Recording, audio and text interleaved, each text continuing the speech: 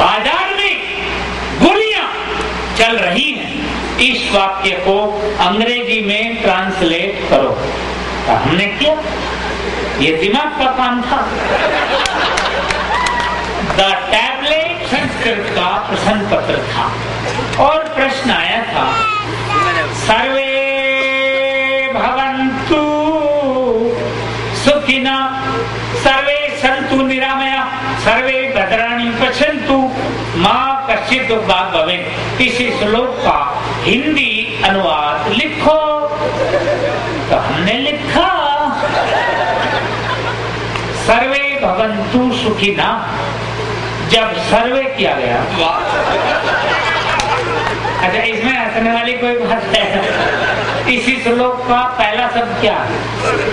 सर्वे। तो सर्वे माने सर्वे,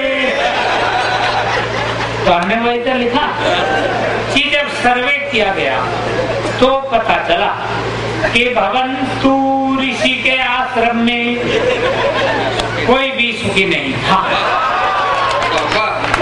देखो सीधा है एकदम, सुखी ना सुखी नहीं था। जब सर्वे किया गया तो पता चला कि भवन्तु ऋषि के आश्रम में कोई भी सुखी नहीं था। सर्वे संतु निरामया, सारे संत निरे माया में लिप्त थे। बिल्कुल सीधा था, ये दिमाग का काम है। सारे संत निरे माया में लिप्त थे। सर्वे संतु निरामया सर्वे भद्राणि पश्यन्तु। ये सर्वे भद्राणि और पश्यन्तु ने मिलकर किया था। बहन जी आप प्रिंसिपल है ना स्कूल में? अच्छा आप बताओ ईमानदारी से, हमने ठीक लिखा? नहीं, ये प्रिंसिपल है। पता नहीं किसने बना दिया इन्हें प्रिंसिपल। इससे सिद्ध होता है इन्होंने संस्कृत पढ़ी नहीं। देखो बहन जी सुनो, समझ जरा, ये प्रिंसिपल होना बहुत छोटी बात है। ये दिमाग का काम है। सर्वे भद्राणि पश्यन्तु, ये सर्वे भद्राणि और पश्यन्तु ने मिलकर किया था। मां कश्चित् दुर्भाग् भवेत्, उन विचारों की मां क्या करती है जब उनके भाग्य में ही दुख था। सर्वे भवन्तु सुखिना, कोई भी सुखी नहीं। ये दिमाग का काम। अच्छा गणित का पेपर आया था। गणित के पेपर में बहुत टिपिकल सवाल आया और उसमें क्या आया? एक खेत को 3 आदमी 2 दिन में जोतते हैं, उसी खेत को 2 आदमी कितने दिन में जोतेंगे? ये बहन जी आपके सामने नहीं आया हुआ है। प्रिंसिपल तो कोई नहीं बन सकता। ये दिमाग का काम। देखो है नहीं, दिमाग का काम है ना साहब, ये वाकई दिमाग का काम है। सवाल क्या? एक खेत को 3 आदमी 2 दिन में जोते, उसी खेत को 2 आदमी कितने दिन में जोतेंगे? तो हमने लिखा कि जब एक बार जुटी गया। ठीक लिखा? साहब बजा दो पीछे तक। ये दिमाग का काम है। जब एक बार जुटी गया तो उसे बार बार जोतने की क्या, अब उसे बोने का इंतजाम किया। ये है दिमाग का। अच्छा इतिहास का पेपर था, इतिहास का पेपर था और प्रश्न आया था महाभारत के युद्ध का कोई एक ठोस कारण बताओ। तो एक बच्चे ने लिखा महाभारत के युद्ध का मेन कारण थे दुर्योधन अगर अपनी जिद छोटी होते तो महाभारत कदापि नहीं होता। तो दूसरे बच्चे ने लिखा, महाभारत के युद्ध का मेन कारण थे भीष्म पितामह। अगर प्रतिज्ञा तोड़ दिए होते तो महाभारत कदापि नहीं होता। तीसरे बच्चे ने लिखा, महाभारत के युद्ध का मेन कारण थे स्वयं भगवान श्री कृष्ण। अगर वो चाहते तो महाभारत कदापि नहीं होता। लेकिन आप गौर कीजिए, पूरी क्लास में अर्थात एक बच्चा भी सटीक उत्तर नहीं दे पाया। क्यों? क्योंकि हमारे सिवा पूरी क्लास में एक बच्चा भी इतना माइंडेड है। तो हमने लिखा, और अगर हमने ठीक लिखा तो सांपला का एक एक सदस्य हमें समर्थन दे, हमें उत्साह दे। आगे भी अनेक परीक्षाएं जीवन में आएंगी तो उन्हें पास करें और अच्छे नंबरों से पास करें। हमने लिखा, अगर ठीक लिखा तो अब की बार एक एक हाथ उठना चाहिए। क्या हमने लिखा? महाभारत के युद्ध का सबसे मेन कारण यह था कि उस वक्त पुलिस नहीं थी।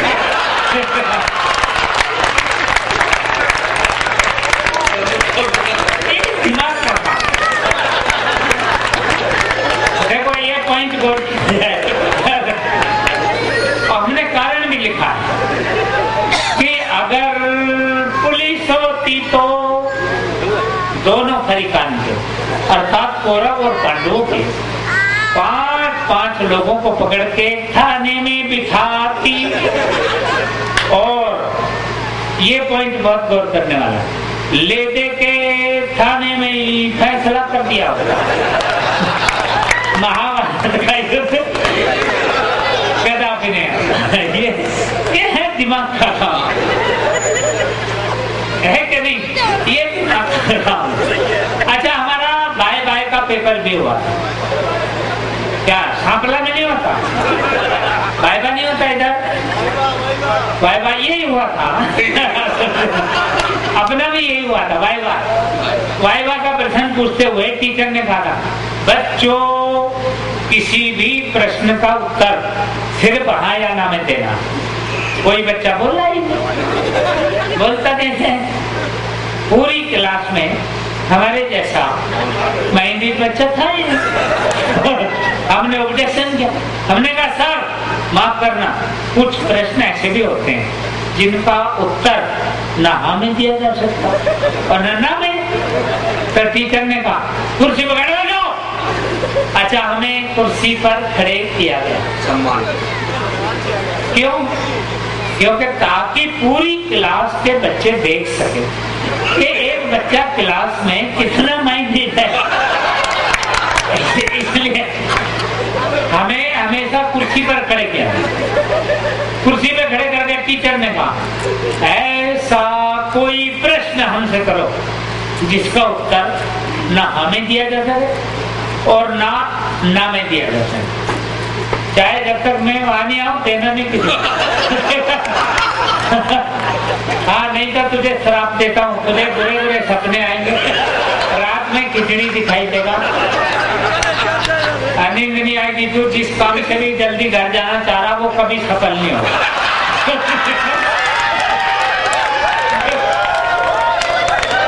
हाँ, इसलिए जब तक मैं वहां नहीं आ जाऊं तब चाहे किसी को ही नहीं देना। हाँ, इसीलिए मैं कह रहा हूँ ध्यान रखना, बस तेरे भविष्य के लिए यही सुरक्षा। तो टीचर ने सवाल किया कि किसी भी प्रश्न का उत्तर सिर्फ हाँ या ना में देना। कोई बच्चा बोला ही नहीं। मैंने कहा सर कुछ प्रश्न ऐसे भी होते जिनका उत्तर ना हमें दिया जा सकता और ना में। तो टीचर ने कहा कुर्सी पकड़े हो जाओ और सिद्ध करो ऐसा कोई प्रश्न हमसे करो जिसका उत्तर ना हमें दिया जा सके और ना। तो हमने प्रश्न किया, ये था दिमाग का काम। हमने प्रश्न किया टीचर से कि सर क्या आपने इन दिनों अपनी पत्नी के पैर दबाने छोड़ दिए? टीचर लाजवाब, न इसका उत्तर और न नाम है दे सके। ये दिमाग का काम है। मानते हो सर? ये दिमाग का काम है। अच्छा, श्रोताओं में से मैं कवि सम्मेलन में था, श्रोताओं में से भी बहुत इंटेलिजेंट लोग होते, तो एक ने सवाल किया, खिचड़ी तुम कवि हो और हम कवि नहीं, तो तुम में और हमें कुछ फर्क तो होना ही चाहिए। मैंने कहा बिल्कुल होगा ही। तो उन्होंने कहा साधारणतया एक और एक दो होते हैं, तो तुम तीन करके बताओ। सोचना जरा, सब लोगों के लिए है सोचना। उसने क्या कहा, एक और एक दो होते हैं, तुम कवि हो तो तीन करके बताओ। एक दिमाग का काम था। तो हमने कहा दोनों की शादी करवा दो।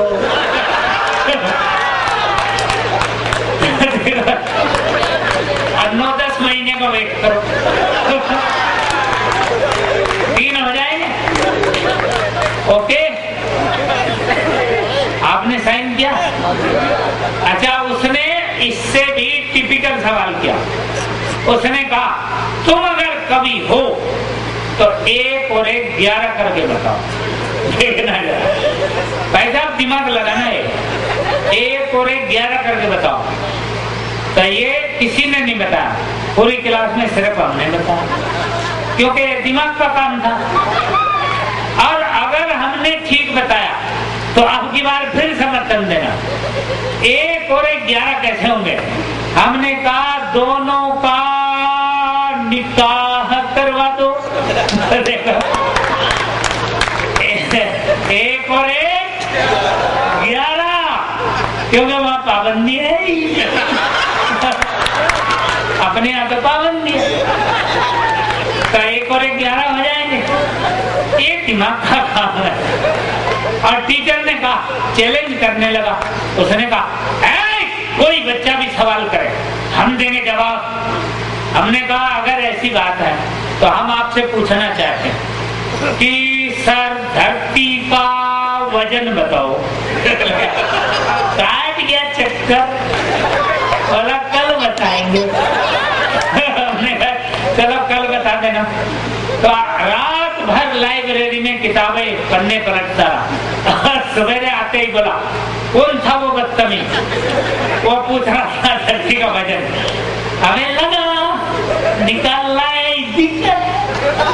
तो हमने कहा सर धरती का वजन जनसंख्या सही या जनसंख्या रहित, ये हमने कंडीशन लगा। टीचर बोला बेवकूफ कहीं, इसको अकल ही नहीं है। ये दिमाग का काम है, दिमाग से लिखी जाती है कविता। तो मैं एक कविता आपको सुनाता हूँ। वो कविता क्या है, उन लोगों के सम्मान में है। असल में ये समझा, ये कविता मकरंदिया जी के सम्मान में, ऐसे समझे। उन लोगों के सम्मान में एक कविता है जिन लोगों ने हमें 33 करोड़ से 1 अरब 33 करोड़ में तब्दील किया। जिनके पुरुषार्थ से हम आज शान से कह सकते हैं कि हम 1 अरब 33 करोड़ है। ये कविता उन लोगों के सम्मान में। बस इतना ध्यान रखना, मैं दिल्ली से रोहतक के लिए चला, बस में चढ़ा, पूरी बस फुल, 3 सवारी वाली एक सीट खाली। मैं 3 सवारी वाली सीट पर, खाली सीट पर शीशे के पास जाकर बैठ गए हम। इधर 2 सीट खाली। अगला स्टॉपेज यानी बहादुरगढ़ से एक महिला लगभग 5-6 बच्चों के साथ, लगभग इसलिए कहना पड़ता कि एक बच्चा गोद में था, 4 बच्चे उंगलियों में थे। समझ में आ रहा था? सीन ने दिया, धार्मिक कविता। 4 बच्चे उंगलियों में थे, एक बच्चा गोद में था, तो 4 और 1 5, एक बच्चा अंडर प्रोसेस। देखा धार्मिक कविता, इसलिए ध्यान से सुनना। तो इसलिए कहना पड़ता लगभग 5-6 बच्चों के साथ पकड़ हाथ में हाथ उसी बस में चढ़ी और आगे बढ़ी। उधर बैठ गई वो, देखो 3 सवारी वाली सीट है, शीशे के पास बैठे आप, उधर बैठ गई वो, बीच में धर लिए बच्चे। भाई धर लिए इसलिए कहना पड़ता कि सीट थी 1, बच्चे 4, बैठाए थोड़ी जा सकते, धरे ही जा सकते। सो धरे गए, कुछ उसके ऊपर, कुछ हमारे ऊपर। वो जो हमारे वाला था, नहीं सॉरी, इसमें करेक्शन करेंगे। हमारा तो उनमें एक भी नहीं था।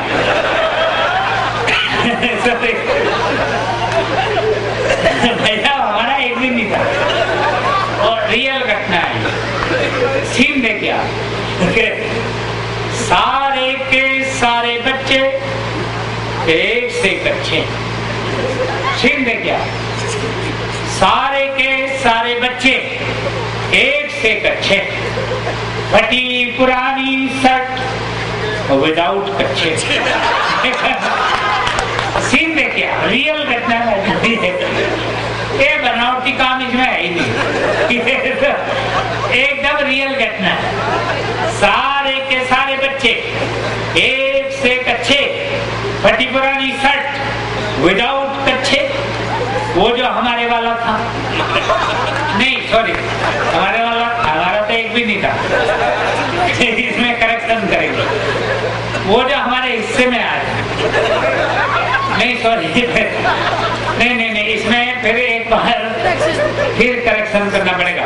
अभी हिस्सा हुआ ही नहीं था। नहीं, वो जो हमारी तरफ बैठा था, तो देखो वो जो हमारी तरफ बैठा था, तो वो इतना होनहार जैसे कोई सरदार, बार बार लगातार तलवार से खींचता। सीन नेचुरल कोड है, तलवार से खींचता था। कभी इस हाथ और कभी आ रहा, समझ में आ रहा है? हिंदी में ये सीधी कविता है, डायरेक्ट सप्लाई है, फिर है ही नहीं। देखो नेचुरल सीन है। कभी इस हाथ से और कभी इस हाथ से खींचता तो खींचता। हमें कोई तकलीफ नहीं होती, मगर वो तो हमारे कोट की शोभा बढ़ाने लगा। तब हमें ख्याल आने लगा कि अकार नहीं, उपकार करो, संघार नहीं, श्रृंगार करो, और कुछ करो न करो, इस बालक को उठा के ऊपर धरो।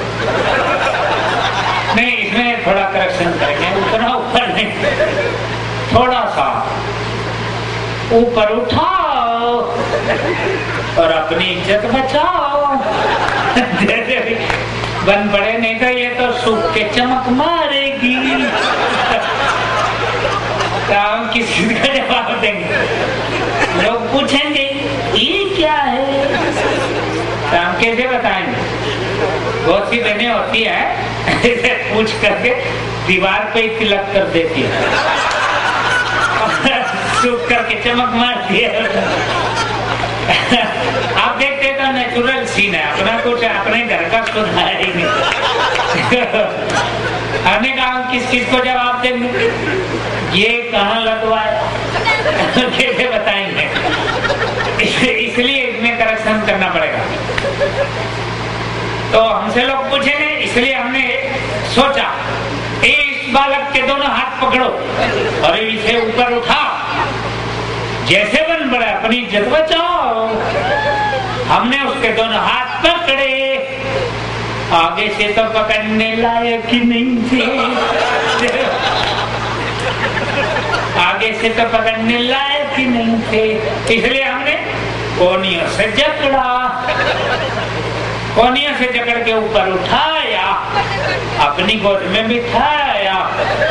कभी कमबख्त कंडक्टर टिकट बनाने आया, आते ही सीधा हम पे गुर्राया और हमें कहने लगा, ए मुल्ला जी, अरे इसमें दो चार दर छोड़िया। काम एक आध सवारी और न बिठाते। अच्छा, पीछे से एक बुढ़िया बोली, वो सांपला की थी।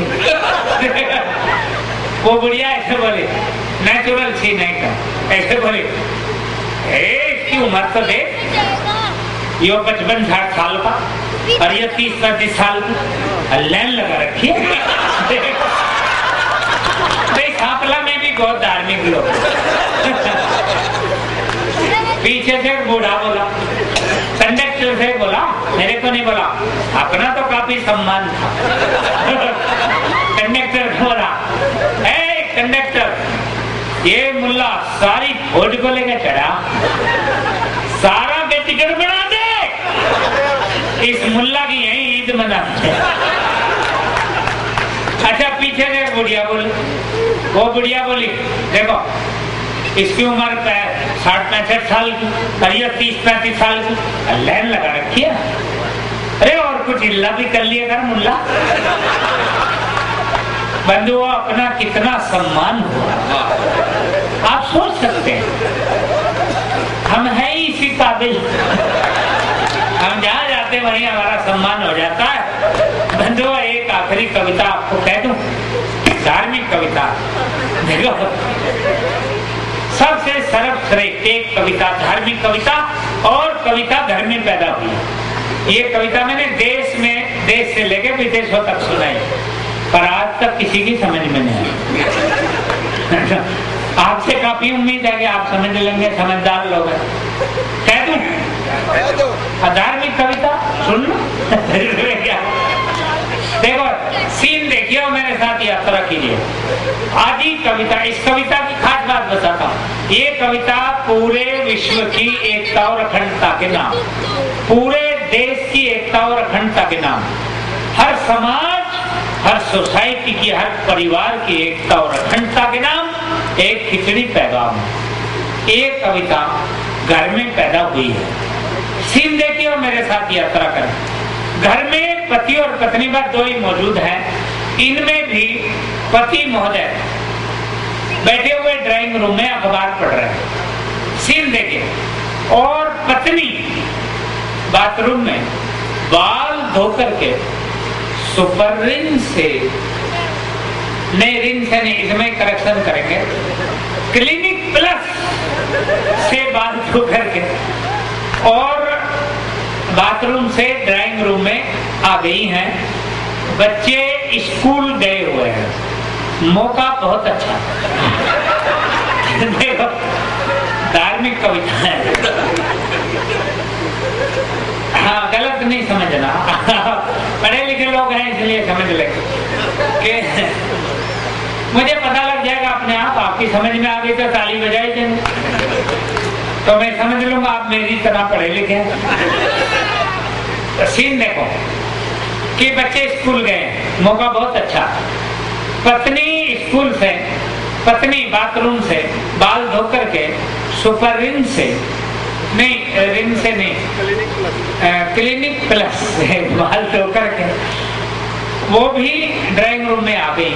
और पति ऐसे में अखबार क्या पढ़ते, अखबार छोड़ करके पत्नी को देखने लगे।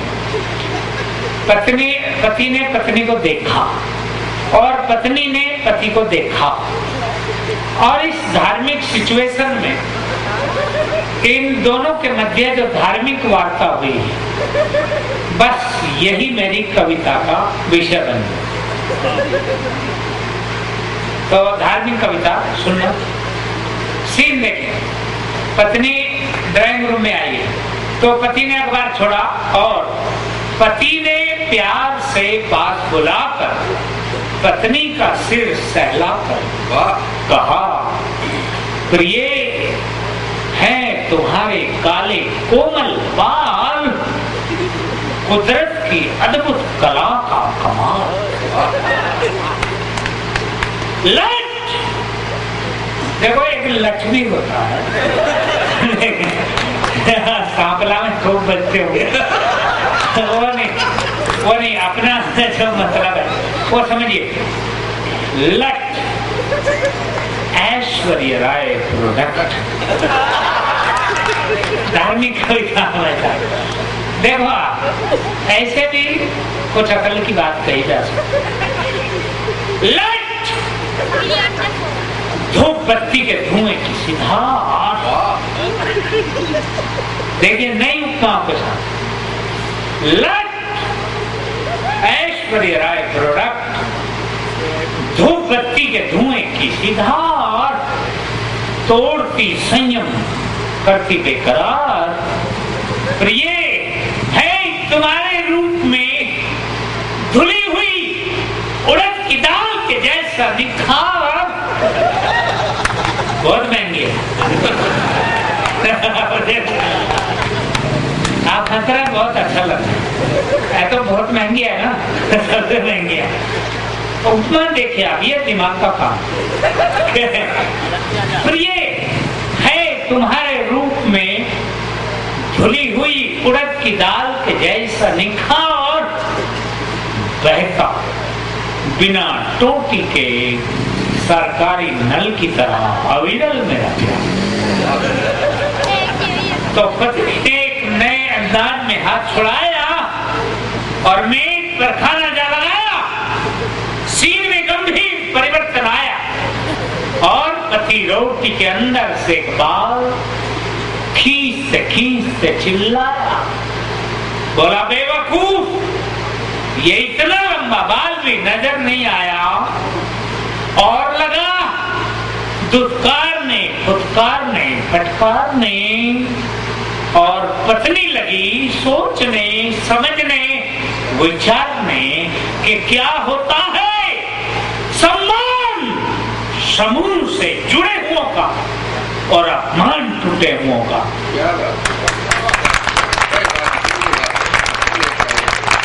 क्या होता है सम्मान समूह से जुड़े हुओं का और अपमान टूटे हुओं का, मोती का हार से, पत्ते का डार से, पुर्जे का गाड़ी से, रक्त का नाड़ी से, पोथी का पंडे से, झंडे का डंडे से, बालों का जूड़े से, बुढ़िया का बूढ़े से, पक्षी का झुंड से, मुंड का रुंड से, दाने का अनाज से, व्यक्ति का समाज,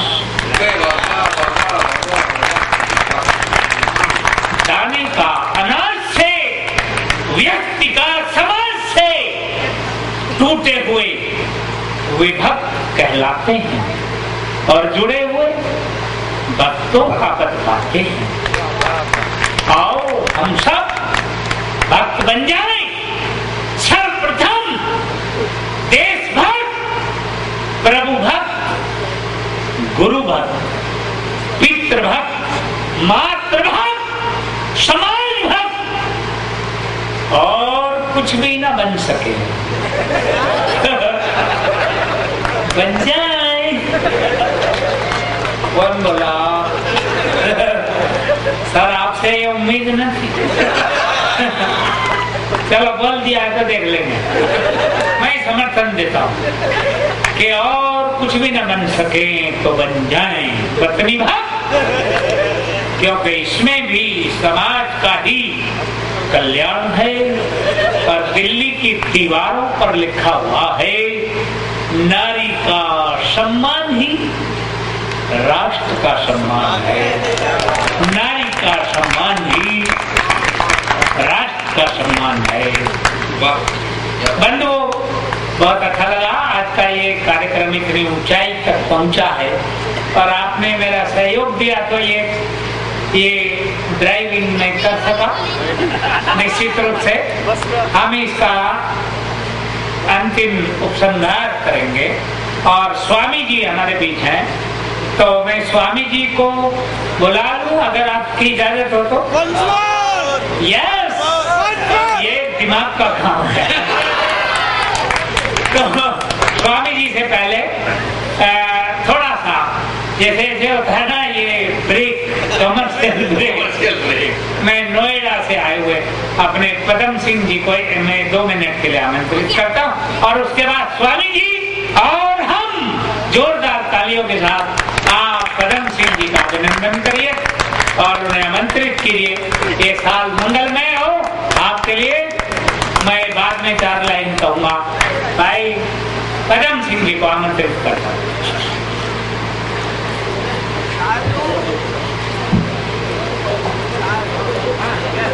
हाथी के संग बहते आंसू पहुँचे तेरे पाँव में। पार्टी के संग बहते आंसू पहुँचे तेरे पाँव में। परदेश परदेश छोड़ के वापस आ जा, परदेसी परदेश छोड़ के वापस आ जा गाँव।